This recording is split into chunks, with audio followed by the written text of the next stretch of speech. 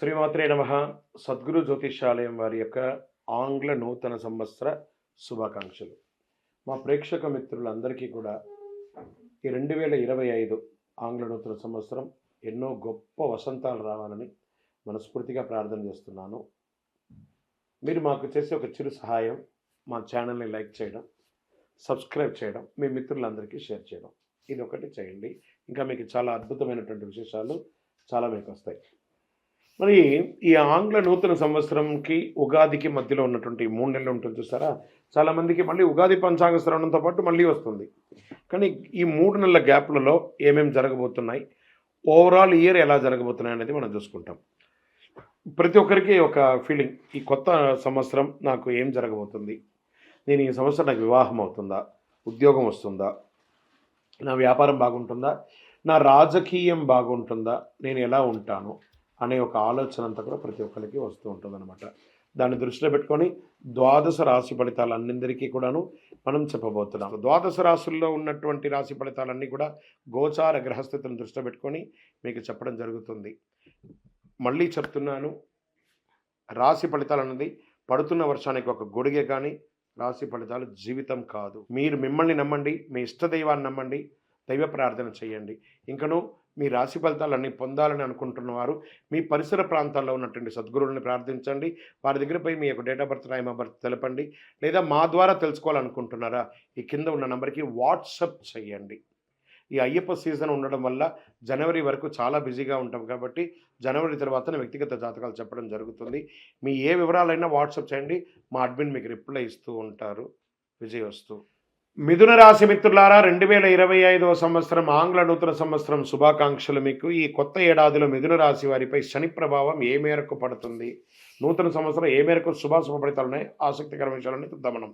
మిథున రాశి జ్యోతిశాస్త్ర ప్రకారం మిథున రాశి వారికి ఆంగ్ల నూతన సంవత్సరం శనీశ్వరుడు ప్రత్యేక అనుగ్రహం వల్ల అనేక రకమైనటువంటి ఫలితాలు పొందుతారు.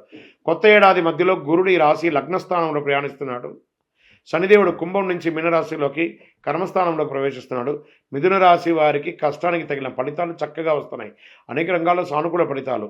రాహు విధి స్థానంలో ఉండడం వల్ల శుభ ఫలితాలు వస్తున్నాయి. అవివాహితులకి వివాహం జరుగుతుంది.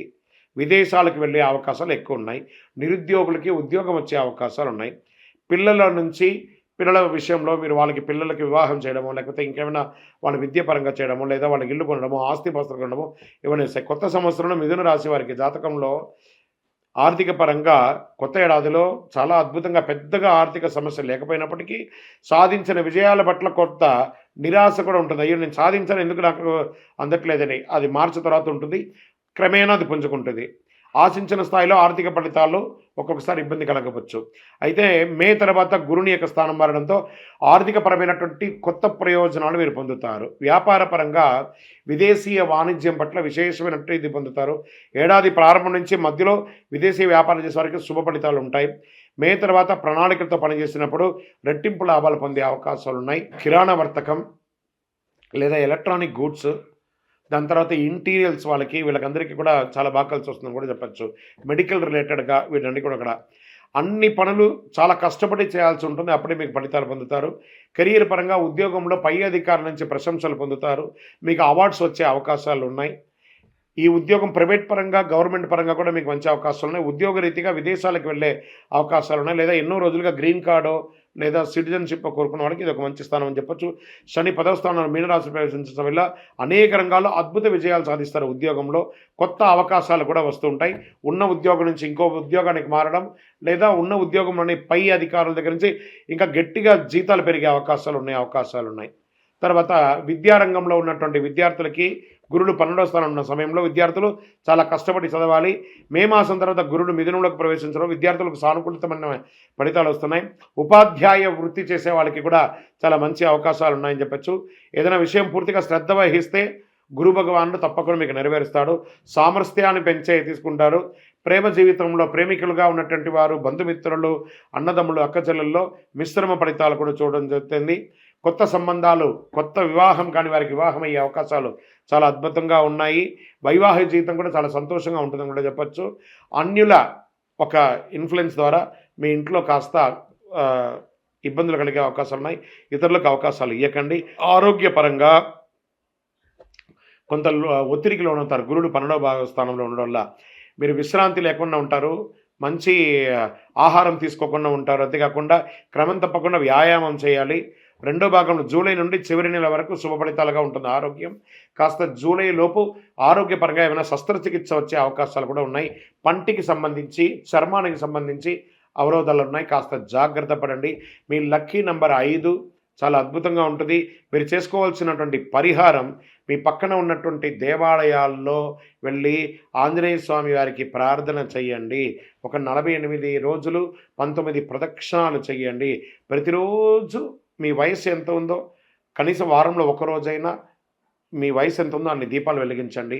అతి శక్తివంతమైనటువంటి కరుంగాలి మాలను ధరించండి. అన్ని రకాలుగా విజయం పొందుతారు. విజయోస్తు. శరణమయ్యప్ప. యాత్ర సమయం ఆసన్నమైంది. మకర సంక్రాంతి సమయం ఆసన్నమైంది. అయ్యప్ప భక్తులందరూ కూడా ఎదురు చూస్తున్నారు, ఎప్పుడురా స్వామివారి యొక్క దివ్య దర్శనం చేయాలని. ఎలా వెళ్ళాలి? భోగికి ముందు చేరాలి, మకర సంక్రాంతి చూడాలి, చాలు చాలు మనకింకా వలదు వలదు ఇక జన్మ. అలా మకర సంక్రాంతి కంటే ముందు, భోగి కంటే ముందు శబరిమలకి వెళ్ళి ఆ మకర సంక్రాంతి చూసి, ఆ తిరువాభరణ చారుత దర్శనాన్ని చూసి, ఆ జ్యోతి దర్శనం చూసి తిరిగి వచ్చేటప్పుడు ఒక్కొక్క ముఖంలో ఆనందం ఉంటుందో చూసారా? ఏదో సాధించాలని ఒక గొప్ప ఆనందం. ఆ ఆనందంతో తిరిగి వచ్చి మళ్ళీ 1 ఇయర్ మీరందరూ కూడా సుఖంగా ఉండాలని మనస్ఫూర్తిగా అయ్యప్ప స్వామి వారిని ప్రార్థన చేస్తున్నాను. అన్ని రకాలైనటువంటి ఏర్పాట్లు తిరువాంకూరు దేవస్వం బోర్డు వారు మీకోసం చేసి పెట్టున్నారు. మంచినీటి వసతులు, బాత్రూమ్ వసతులు, స్నాన ఘట్టాలు, భోజన వసతులు, అన్ని రకాలుగా. పోలీస్ సిబ్బందులు అయితే అద్భుతంగా సర్వీస్ ఇస్తున్నారు. ఫైర్ సిబ్బందులు సర్వీస్ చేస్తున్నారు. ఫారెస్ట్ వాళ్ళు సర్వీస్ చేస్తున్నారు.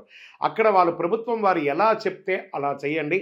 అద్భుతమైనటువంటి యాత్ర చేస్తున్నారండి. ట్రాన్స్పోర్ట్ అయితే అద్భుతంగా చేస్తున్నారు. అన్ని రకాల డోలీ ఉంది, భోజనాలు ఉంది, అన్ని.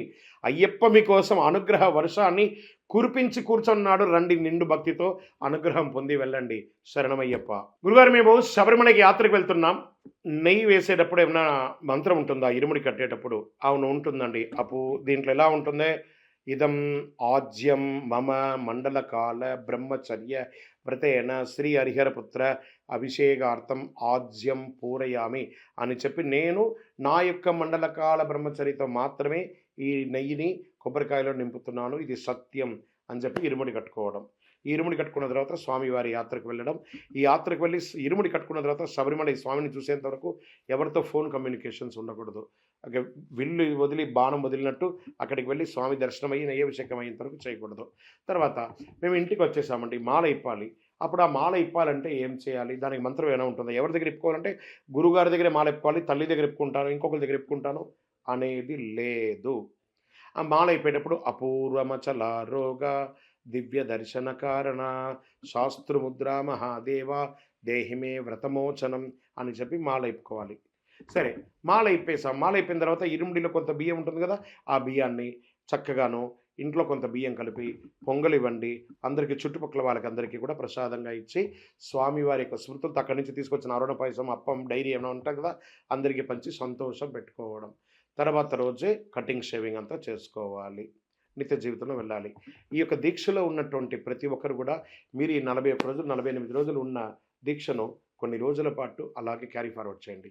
మీరు ఇప్పిన మాలను, మీరు ఇప్పిన బట్టలని, మాలను కడిగి బట్టలను చక్కగా పిండి ఐరన్ చేసి పైన అటక మీద బీరువాలో ఎక్కడో ఒక చోట పెట్టండి. మళ్ళీ వచ్చే సంవత్సరం వచ్చేటప్పుడు ఈ మాలను 2 రోజుల ముందే తీసి చక్కగా ఏమైనా తెగిందా ఆచార్య గారు రిపేర్ చేసుకుని మళ్ళీ మాల వేసుకోవడానికి ప్రయత్నం చేయాలి. శరణమయ్య. గురువుగారు అక్కడ గంటలు కడుతూ ఉంటారు, అందరూ ఇంటికి తెచ్చుకుంటూ ఉంటారు. అలా తెచ్చుకోవచ్చా? గంటలు తెచ్చుకోవచ్చు, కానీ కట్టిన గంటలు తెచ్చుకోకూడదండి. ఇప్పుడు ఎవరో ఒకడు మూడోసారి వెళ్ళేవాడు అక్కడ గంట కడతాడు. కట్టంగానే కొంతమంది ఇలా లాగేసుకుంటారు. దేవాలయంలో అక్కడ దేవస్థానం వాళ్ళు ఎవరైనా ఇచ్చారో మనమే లాగేసుకున్నామా? దేవస్థానం వాళ్ళు ఇస్తే అది దేవుని సొమ్ము అక్కడ ఉన్నది. మనం లాక్కొచ్చుకుంటే దొంగతనం. దేనికోసం మన ఇంట్లో పిల్లలు పుట్టాలి అనేది ఆ ప్రేమతో అందరూ గంటలు తెచ్చుకుంటారు. కానీ అదే గంటను తిరువాంకూరు దేవస్వం బోర్డు వారికి చెప్తే వాళ్ళు 51 రూపాయలు టికెట్ వేసి దేవుడి దగ్గర పెట్టి ఇస్తారు. అద్భుతంగా ఉంటుంది. మనం దొంగలించుకొని వస్తే ఆ బుద్ధులే కదా ఉంటుంది. కాబట్టి గంట తెచ్చుకోవాలి, కానీ పద్ధతి ప్రకారంగా తెచ్చుకోవాలి. శరణమయ్యప్ప. గురుస్వామి గారు, మా యాత్రలో మేము పంబలో స్నానం చేస్తున్నాం వెళ్ళేటప్పుడు. తిరిగి వచ్చేటప్పుడు స్నానం చేయాలా చేయకూడదా? చాలామంది చేయకూడదు అంటున్నారు. మాల అక్కడ ఇప్పేయాలంటున్నారు. ఇది ఎంతవరకు కరెక్ట్ అంటే మహాపాపం మాల అక్కడ ఇప్పడం అనేది. ఇంటికి వచ్చే ఇప్పాలి. కానీ పంబలో స్నానం వెళ్ళేటప్పుడు చేయాలి, వచ్చేటప్పుడు చేయాలి. మీరు వచ్చేటప్పుడు చేయకుండా డైరెక్ట్‌గా ఇంటికే తెల్లారు కదా! ఎక్కడో హోటల్‌లోనో లేదా బాత్రూమ్‌లోనో ఎక్కడో స్నానం చేస్తారు కదా! ఆ ఫలితం అక్కడ పోదా? ఈ పంబలోనో స్నానం చేయడం ఎంత భాగ్యం ఉంటే పంబా స్నానం అప్ అండ్ డౌన్ దొరుకుతుంది. 100% ఎక్కేటప్పుడు చేయాలి, దిగేటప్పుడు చేయాలి. శరణమయ్యప్ప.